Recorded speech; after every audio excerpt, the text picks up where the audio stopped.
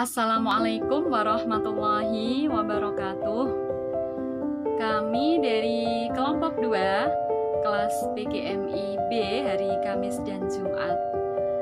Kelompok kami terdiri dari 4 orang, yaitu yang pertama Ahmad Lutfi dengan nomor NIM 12216, kemudian Evita Nurma Febrianti dengan nomor NIM 12218, kemudian saya sendiri Huizanul Ulfa dengan nomor NIM 12220, dan Muhammad Khairul Anas dengan nomor NIM 12223. Pada kesempatan kali ini kami akan mempresentasikan dan memaparkan salah satu materi dari mata kuliah IPA, yaitu materi suhu dan energi panas.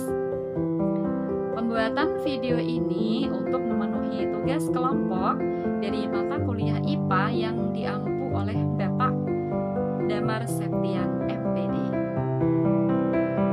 Mengenai materi suhu dan energi panas, ada beberapa pokok pembahasan yang nanti kita akan bahas dan kita paparkan. Yang pertama yaitu mengenai pengertian suhu dan kalor. Materi selanjutnya tentang perbedaan antara suhu dan kalor, lalu tentang perpindahan kalor yang melalui proses konduksi, konveksi maupun radiasi, lalu mengenai perbedaan konduksi, konveksi, dan radiasi, lalu selanjutnya pengaruh kalor terhadap suhu, perubahan wujud benda, serta pemuaian. Baik, kita akan bahas mengenai pokok bahasan yang pertama, yaitu pengertian suhu. Suhu adalah derajat panas benda. Suhu biasanya didefinisikan sebagai ukuran atau derajat panas dinginnya suatu benda. Secara mudahnya, semakin tinggi suatu benda, maka semakin panas benda tersebut. Suhu menunjukkan energi yang dimiliki oleh suatu benda. Setiap atom dalam suatu benda masing-masing bergerak. Semakin tinggi energi atom-atom penyusun benda, maka tinggi suhu benda tersebut juga semakin tinggi. Suhu dapat diukur menggunakan alat yang bernama termometer. Nah, suhu tersebut menunjukkan derajat panas atau dinginnya sebuah benda. Dalam gambar ditunjukkan ada alat termometer yang berlambang merah yang menunjukkan suhu panas, kemudian ada yang berwarna biru menunjukkan suhu dingin. Pembahasan selanjutnya mengenai pengertian kalor. Kalor dapat disebut sebagai energi panas yang dimiliki oleh suatu zat tertentu. Kalor adalah salah satu bentuk energi yang bisa diterima atau dilepaskan oleh benda serta bisa berpindah dari benda yang bersuhu lebih tinggi ke benda yang bersuhu lebih rendah jika keduanya dipertemukan atau bersentuhan. Kalor merupakan salah satu bentuk energi. Kalor juga bisa diukur menggunakan alat yang bernama kalorimeter. Pembahasan selanjutnya tentang perbedaan antara suhu dan kalor. Jadi antara suhu dan kalor memiliki perbedaan-perbedaan. Perbedaan yang pertama, suhu adalah sebuah besaran, sedangkan kalor atau energi panas merupakan salah satu bentuk energi. Perbedaan yang kedua, suhu dapat diukur menggunakan alat yang bernama termometer, sedangkan kalor dapat diukur menggunakan kalorimeter. Suhu satuannya menggunakan derajat Celcius, Reaumur, Fahrenheit, dan Kelvin. Sedangkan kalor satuannya adalah kalori. Perbedaan yang keempat, suhu tidak dapat berpindah namun bisa naik dan turun. Sedangkan panas dapat berpindah dari satu benda ke benda yang lainnya. Jadi secara sederhananya perbedaan antara suhu dan kalor adalah seperti ini. Jika kalor merupakan penyebabnya, maka suhu adalah akibatnya. Pembahasan selanjutnya mengenai perpindahan kalor. Perpindahan kalor melalui 3 proses, yaitu ada konduksi, konveksi, dan radiasi. Apa sih pengertian dari masing-masing proses perpindahan kalor ini? Baik, kita akan bahas satu-satu. Konduksi. Konduksi adalah proses perpindahan kalor yang terjadi tanpa disertai dengan perpindahan partikel-partikel dalam zat itu. Jadi di sini ada contoh, yaitu satu batang besi dipanaskan, ujungnya salah satu batang besi tersebut dipanaskan. Kemudian ujung yang lain kita pegang. Maka semakin lama ujung yang kita pegang juga ikut merasakan panas. Karena ini menunjukkan bahwa terjadi proses perpindahan kalor yang berupa konduksi, yaitu panas berpindah dari ujung besi ke ujung yang lain yang kita pegang, tapi tanpa disertai dengan perpindahan partikelnya. Jadi yang berpindah hanya panasnya. Zat dapat dibagi menjadi 2, yaitu konduktor, yaitu zat yang mudah menghantarkan kalor atau menghantarkan panas. Jadi contoh benda-benda konduktor itu yaitu semua jenis logam. Contohnya ada tembaga, aluminium, besi, dan yang lain sebagainya. Sedangkan yang kedua adalah isolator, yaitu benda yang sulit menghantarkan kalor. Contohnya karet, kain, kemudian gabus, dan yang lain sebagainya. Konduktor dan isolator sangat berguna bagi kehidupan manusia. Contoh lain dari proses konduksi yaitu misal ketika kita sedang memasak air atau kita mengaduk teh. Jadi lama-kelamaan ujung sendok yang kita gunakan untuk mengaduk teh juga ikut merasakan panas karena terjadi perpindahan kalor secara konduksi. Kemudian perpindahan kalor yang kedua yaitu konveksi. Apa sih perpindahan kalor secara konveksi itu? Jadi proses perpindahan kalor secara konveksi terjadi dengan disertai perpindahan pergerakan fluida itu sendiri. Ada 2 jenis perpindahan kalor secara konveksi ya, yaitu konveksi alamiah dan konveksi paksa. Pada konveksi alamiah, pergerakan fluida terjadi karena perbedaan massa jenis. Sedangkan pada konveksi paksa terjadi pergerakan fluida karena ada paksaan dari luar. Jadi contoh dari konveksi itu seperti ini. Misal kita sedang memasak air, maka bagian bawah akan lebih dulu terasa panas. Saat air bawah panas, maka akan bergerak ke atas. Nah, ini dikarenakan karena terjadinya proses konveksi ya. Air yang berada di atas akan bergerak ke bawah, begitu seterusnya sehingga panasnya merata dan sama atau suhu panasnya sama. Ini menunjukkan terjadi perpindahan kalor secara konveksi. Nah, biasanya perpindahan kalor secara konveksi itu terjadi pada zat-zat cair karena ada disertai perpindahan pergerakan fluida itu sendiri. Baik, radiasi merupakan proses perpindahan kalor juga ya.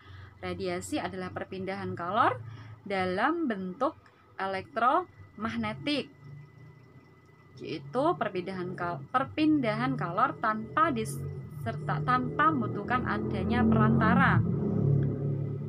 Contohnya adalah cahaya matahari atau pancaran sinar matahari, kemudian gelombang radio, kemudian gelombang TV.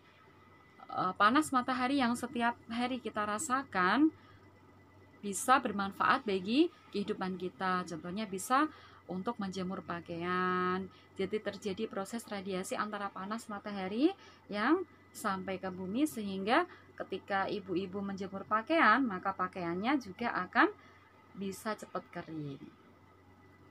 Kemudian saat kita menyalakan api unggun. Nah, ketika kita berada di dekat api unggun tersebut, lama-kelamaan kita juga akan merasakan hangatnya karena terjadi proses perpindahan kalor secara radiasi. Mengenai proses perpindahan kalor antara konduksi, konveksi, dan radiasi, untuk memperjelas dan mempermudah bisa dilihat pada gambar ini. Jadi ketika kita memanaskan air, misal dalam sebuah panci, ya, dalam sebuah panci dipanaskan di atas bara api. Nah, ini bisa terjadi perpindahan kalor berupa konduksi, konveksi, maupun radiasi. Jadi panci tersebut terbuat dari aluminium. Ujung atau gagang panci tersebut lama-kelamaan juga akan terasa panas jika kita pegang karena terjadi proses konduksi. Ya, perpindahan kalornya secara proses konduksi. Jadi kita memegang ujung gagangnya itu juga kita akan merasakan panasnya. Kemudian di dalam airnya, ketika air mendidih, itu terjadi proses konveksi, yaitu pergerakan fluida yang air dari bawah terasa panas dulu, kemudian bergerak ke atas, yang atas bergerak ke bawah, sehingga terjadinya panasnya atau suhunya bisa merata. Terjadi proses perpindahan kalor secara konveksi. Sedangkan ketika tangan kita atau tubuh kita berada di sekitar kompor atau tungku, maka juga akan ikut merasakan panas karena terjadi proses perpindahan kalor secara radiasi.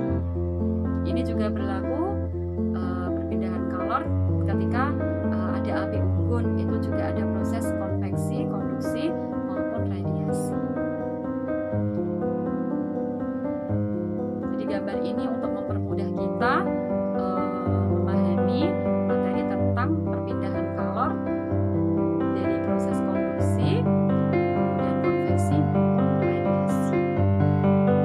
Baik, kita lanjut ke materi selanjutnya, yaitu tentang perbedaan konduksi, konveksi, dan radiasi.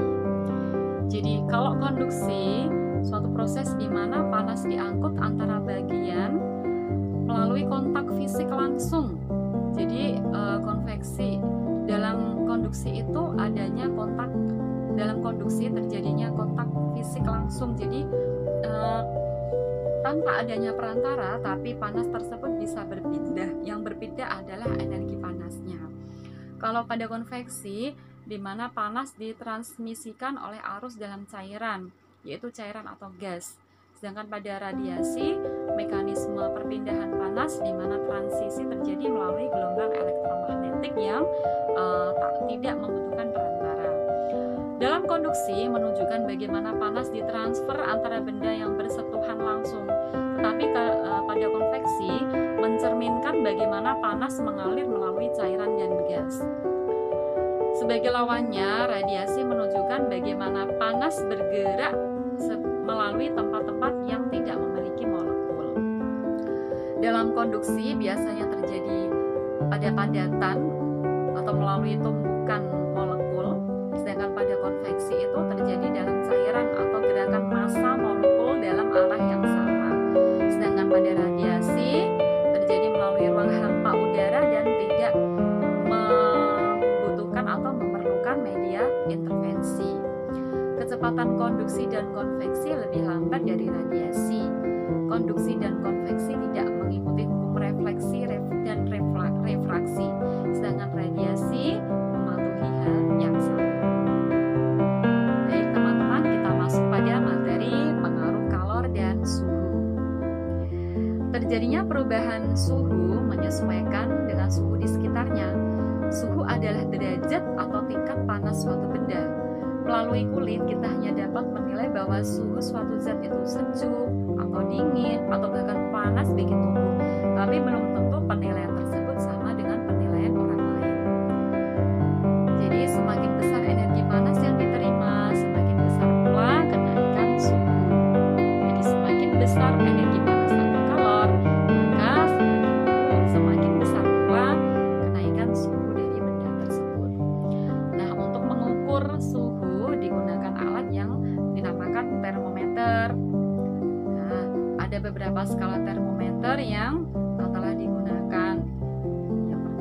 ada skala Celcius, kemudian skala Fahrenheit, selanjutnya skala Reaumur dan skala Kelvin. Baik, kita masuk pada pokok pembahasan perubahan wujud benda. Apa sih perubahan wujud benda itu? Perubahan wujud zat adalah perubahan termodinamika dari satu fase benda ke keadaan wujud yang lain. Perubahan wujud ini biasa terjadi karena peristiwa pelepasan dan penyerapan kalor. Perubahan wujud terjadi ketika titik tertentu tercapai oleh atom atau senyawa zat tersebut yang biasanya dikuantitaskan dalam angka suhu. Perubahan wujud dibagi menjadi dua, yaitu perubahan kimia dan perubahan fisika. Dalam perubahan kimia, yaitu perubahan yang menghasilkan zat baru. Contohnya makanan membusuk, kemudian pembakaran, kemudian petasan yang meledak, dan fermentasi. Pada perubahan fisika, perubahan yang tidak menghasilkan zat baru, yang berubah hanya wujud dan bentuknya. Contohnya pada contoh dari es ketika mencair.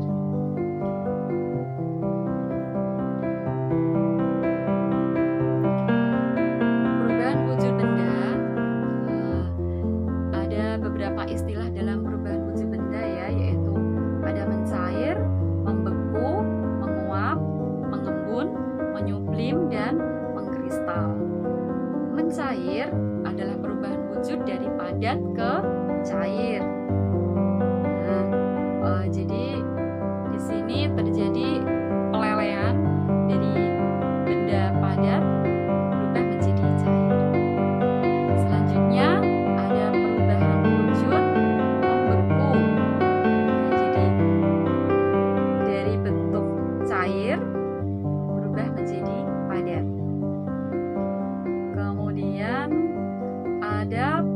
ada perubahan wujud menguap, yaitu terjadi peristiwa perubahan wujud dari cair menjadi gas karena disebabkan adanya pemanasan. Kemudian ada perubahan wujud yaitu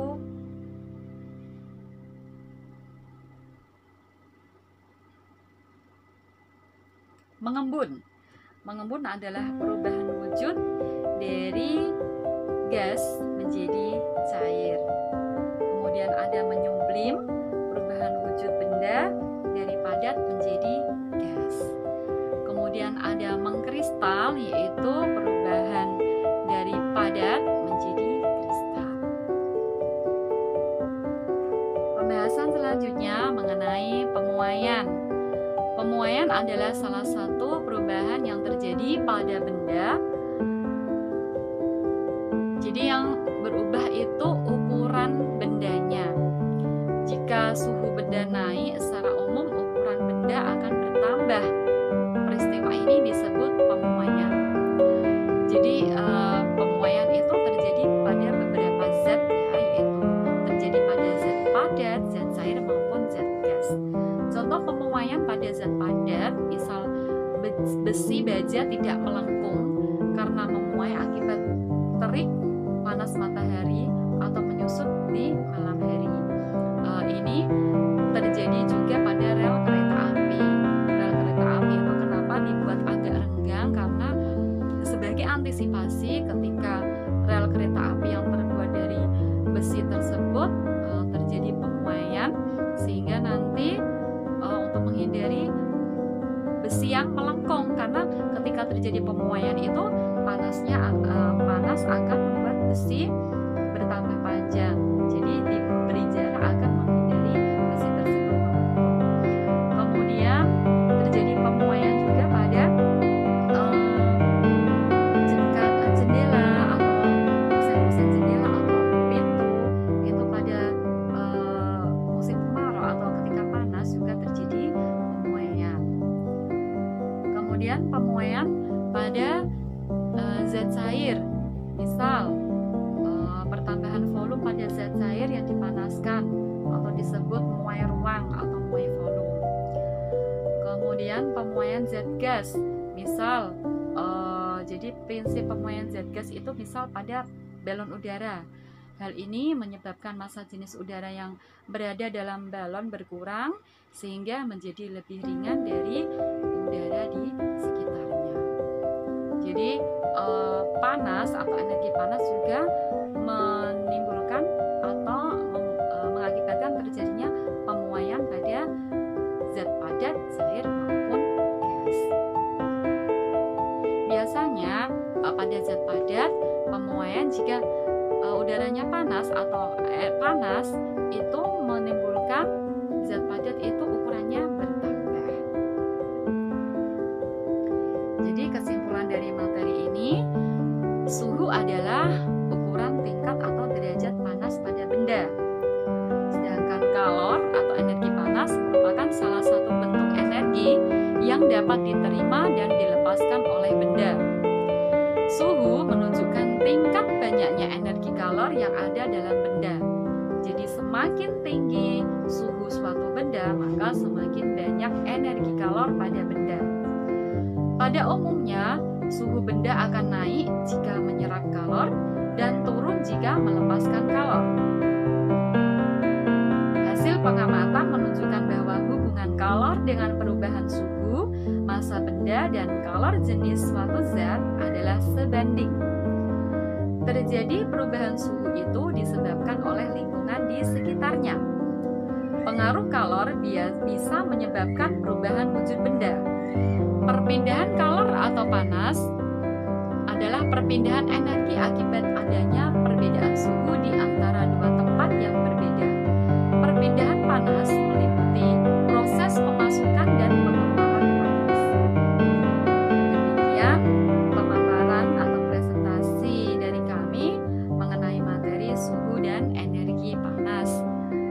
Apabila ada kekurangan atau kesalahan dari kelompok kami, mohon maaf yang sebesar-besarnya. Semoga dengan pemaparan materi terkait materi suhu dan energi panas bisa bermanfaat bagi kita semua. Sekian dari kelompok kami. Wassalamualaikum warahmatullahi wabarakatuh.